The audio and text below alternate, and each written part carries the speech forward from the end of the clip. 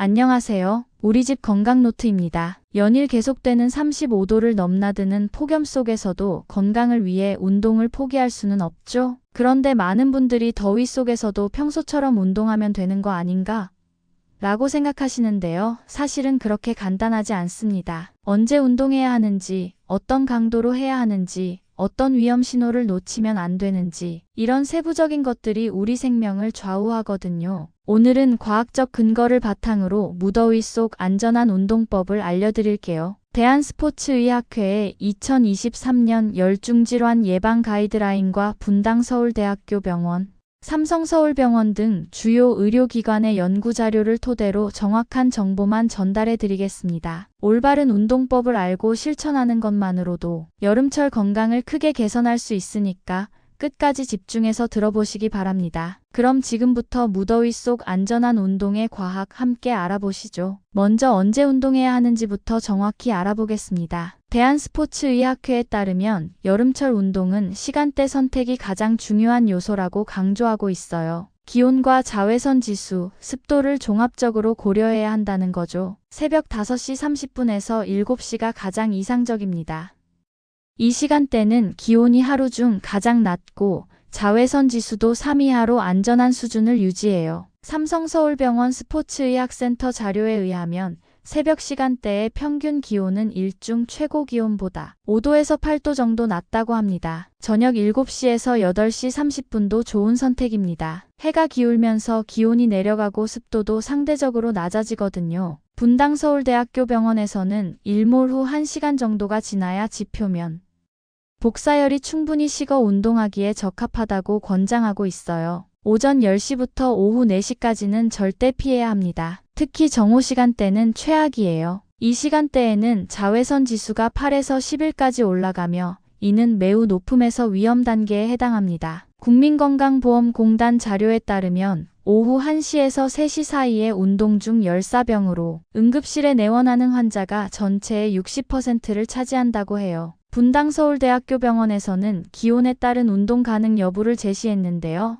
28도 이하에서는 정상적인 운동이 가능하고 28도에서 31도 사이에는 운동 강도 조절이 필요합니다. 31도에서 33도 사이에는 가벼운 운동만 권장하며 33도 이상에서는 야외 운동 중단을 권고하고 있어요. 습도도 함께 고려해야 해요. 습도가 70%를 넘으면 땀 증발이 어려워져 체온 조절 능력이 현저히 떨어집니다. 이제 어떤 강도로 운동해야 하는지 알아보겠습니다. 대한스포츠의학회에서는 여름철 운동 시 목표 심박수를 평소보다 10에서 20 정도 낮춰서 설정할 것을 권장하고 있어요. 일반적인 최대 심박수 계산법은 220에서 나이를 뺀 값인데 여름철에는 여기서 추가로 10에서 20을 더 빼는 거예요. 예를 들어 40세라면 평소 최대 심박수는 180이지만 여름철에는 160에서 170 정도로 제한하는 것이 안전합니다. 삼성서울병원에서는 여름철 운동 강도를 최대 심박수의 50에서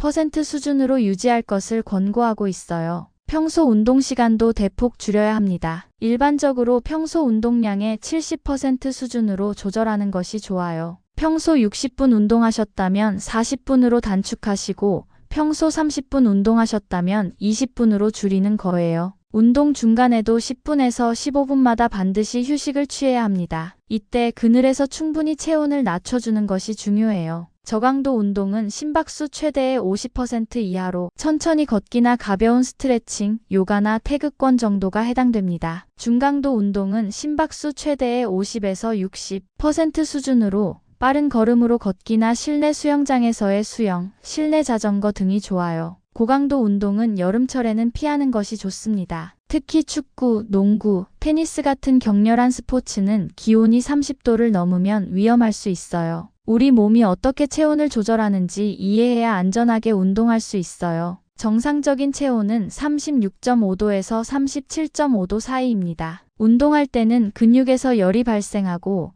이를 식히기 위해 우리 몸은 땀을 흘려 증발 냉각을 시도해요. 분당서울대학교 병원 자료에 따르면 격렬한 운동 시 시간당 1에서 3리터의 땀을 흘릴 수 있다고 합니다. 땀 1리터가 증발할 때마다 약 580kcal의 열을 제거할 수 있어요. 하지만 습도가 높거나 기온이 너무 높으면 땀 증발이 제대로 되지 않아 체온이 계속 올라갑니다. 체온이 40도를 넘으면 생명이 위험해져요. 열 중질환은 단계별로 나타나는데요.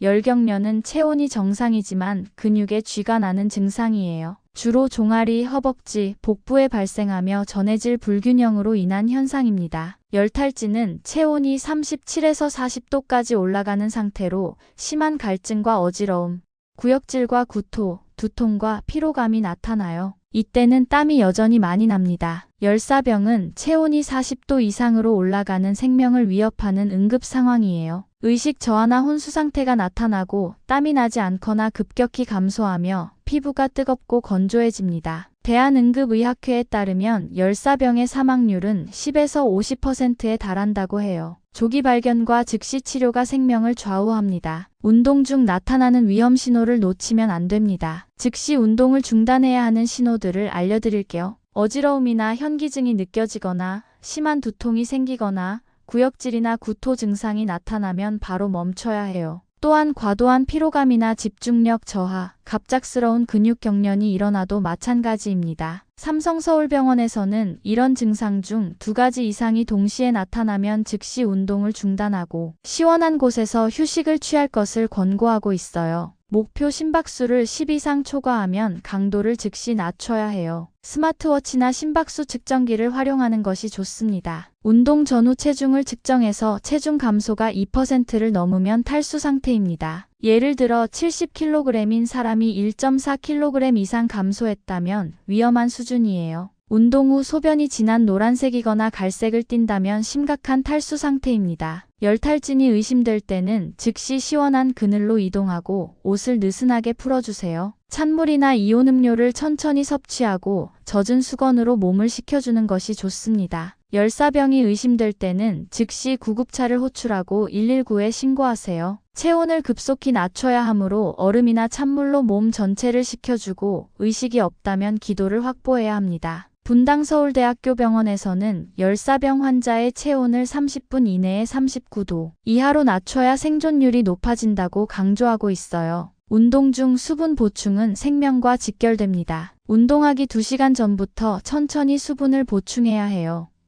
체중 1kg당 5에서 7ml가 적정량입니다. 70kg인 사람이라면 350에서 490ml, 즉 2컵 정도예요. 대한스포츠의학회에서는 운동 30분 전에 추가로 200에서 300ml를 더 마실 것을 권장하고 있어요. 10분에서 15분마다 150에서 200ml씩 규칙적으로 마셔야 합니다. 갈증을 느끼기 전에 미리 마시는 것이 중요해요. 물의 온도는 10도에서 15도 정도가 가장 흡수가 빠릅니다. 너무 차가우면 위에 부담을 주고 너무 미지근하면 흡수 속도가 떨어져요. 삼성서울병원에서는 1시간 이상 운동할 때나 땀을 과도하게 흘릴 때는 이온 음료로 전해질을 보충할 것을 권고하고 있어요. 자연적인 전해질 공급원도 있습니다. 나트륨은 소금이나 된장국으로, 칼륨은 바나나나 토마토 주스로, 마그네슘은 견과류나 녹색 채소로 섭취할 수 있어요. 시중 이온 음료는 당분이 많으니 물과 1:1 비율로 희석해서 마시는 것이 좋아요. 기온이 30도를 넘으면 실내 운동으로 전환하는 것이 안전해요.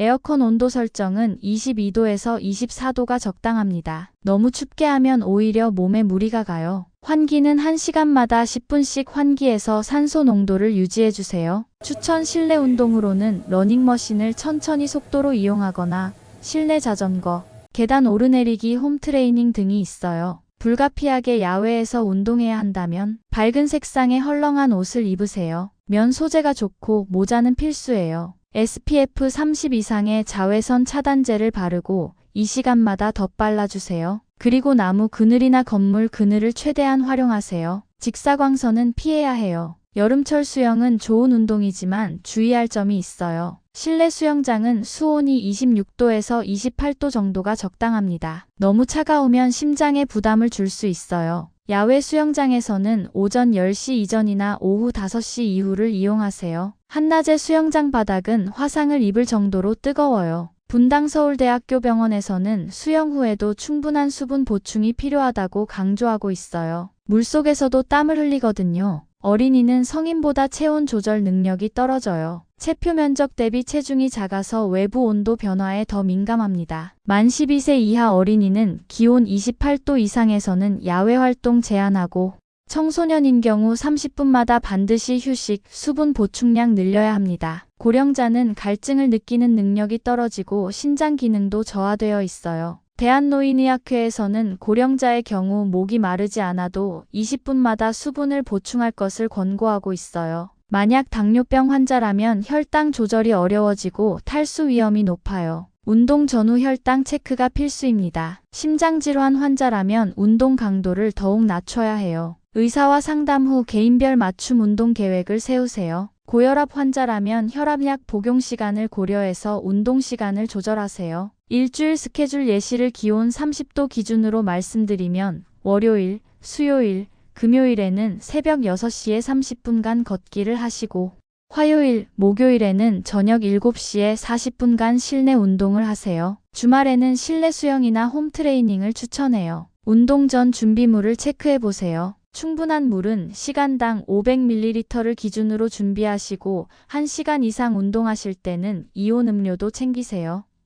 수건은 여러 개 준비하시고 심박수 측정기나 스마트워치, 자외선 차단제, 여분의 옷도 필요해요. 매일 기록해야 할 항목들을 알려드릴게요. 운동 시작 시간과 종료 시간, 기온과 습도, 심박수는 시작할 때와 최대치, 종료할 때를 모두 기록하세요. 수분 섭취량과 체중 변화, 주관적 컨디션을 10점 만점으로 평가해서 적어두시면 됩니다. 이런 기록을 통해 자신만의 안전한 운동 패턴을 찾을 수 있어요. 추천 앱들을 소개해 드릴게요. 날씨 앱으로는 실시간 기온, 습도, 자외선 지수를 확인할 수 있고 심박수 측정 앱으로는 실시간 모니터링이 가능해요. 수분 섭취 추적 앱으로는 수분 보충량을 기록할 수 있고 운동 기록 앱으로는 종합적인 운동 관리를 할 수 있습니다. 오늘 우리집 건강노트에서는 무더위 속 안전한 운동의 과학적 방법에 대해 알아봤습니다. 새벽 5시 30분에서 7시, 저녁 7시에서 8시 30분이 최적의 운동 시간이고 기온이 28도를 넘으면 운동 강도를 대폭 줄여야 한다는 점을 기억해 주세요. 평소 운동량의 70% 수준으로 조절하고 10분마다 휴식을 취하는 것이 중요합니다. 특히 어지러움, 두통, 구역질 같은 위험 신호가 나타나면 즉시 운동을 중단하고 열사병이 의심되면 지체 없이 구급차를 불러야 합니다. 가장 중요한 건 자신의 몸 상태를 정확히 파악하고 무리하지 않는 것입니다. 건강해지려고 하는 운동이 오히려 건강을 해치면 안 되거든요. 오늘 내용이 도움이 되셨다면 좋아요 버튼 꼭 눌러주시고 구독과 알림 설정도 부탁드립니다. 여러분의 관심이 더 정확하고 유용한 건강 정보를 만드는 원동력이 됩니다. 다음 시간에는 여름철 면역력 강화법에 대해 알아보겠습니다. 더위로 인해 떨어지기 쉬운 면역력을 지키는 방법들과 여름철 필수 영양소, 그리고 생활습관 개선을 통한 자연스러운 면역력 증진법을 준비해 드릴게요. 혹시 오늘 소개한 여름철 운동법을 실천해 보시고 효과를 느끼신 분이 계시거나 개인적인 더위 극복 운동 노하우가 있으시면 댓글로 공유해 주세요. 다른 분들에게도 큰 도움이 될 거예요. 무더위 속에서도 안전하게 건강한 하루 보내시고 지금까지 우리집 건강노트였습니다. 감사합니다.